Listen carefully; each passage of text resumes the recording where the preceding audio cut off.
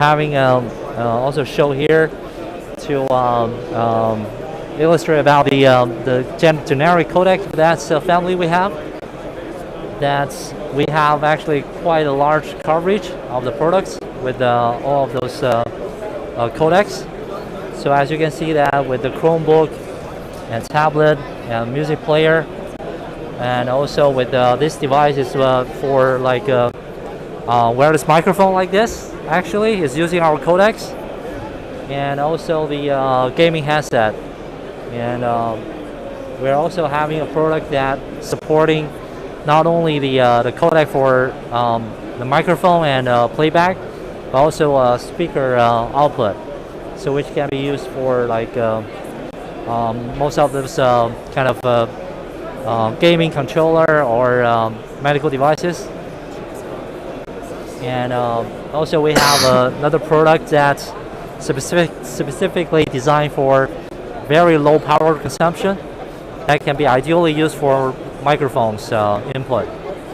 That is there's a lot of wizardry in sound, right? A lot of magic.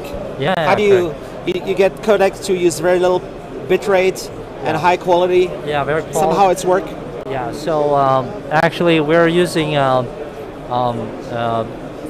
So we're we're a former dialogue. So we've been actually in the codec market being a very long time. So we have a lot of great IPs that can be used for audio. And the specific benefit is that our chip are small and very low power consumption. So it's really ideally can be used for mobile devices. This little 2.4 gigahertz thing I'm using here, right. I don't know how they do this, but Bluetooth can do a lot of audio.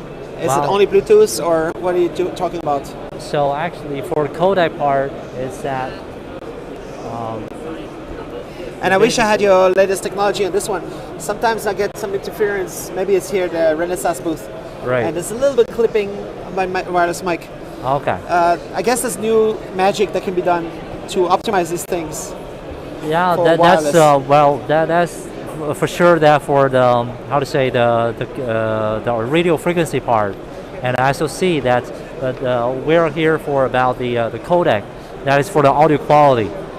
That's without interference, of course. Then our codec actually can provide really high dynamic range, very great dynamic range with a very low power consumption. So, sorry. Do you like license this out to everybody? Or no. Do you make it only on your chips? We only make that on our chip. Yeah. So yeah. How does it compare with MP3? Well, it's so the codec, it does the analog to digital conversion for microphones. So whatever you're speaking, it's analog signal, right? And you need a conversion to be able to transmit it in digital, right? That's how the codec is being used. And you also need to playback, right? For playback, that you need a digital signal to play on a speaker as analog. So that's what codec does. Yeah. And are there people who have new ideas all the time how to make better codecs with lower bit rates, with better use cases, and you just grab them on and you launch them on your chips? Well, I think you're talking about a software codec, but this is a hardware codec. It's a chip itself. Yeah. So that's a different kind of the mindset. Is it because it's hardware accelerating the process?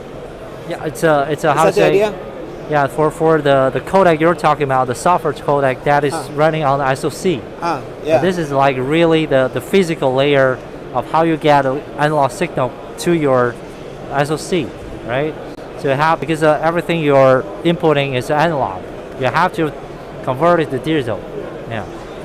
All right. Yeah. Cool. Sorry, my questions are a bit. I'm waiting for the live chat to come with better questions. Sure. But okay.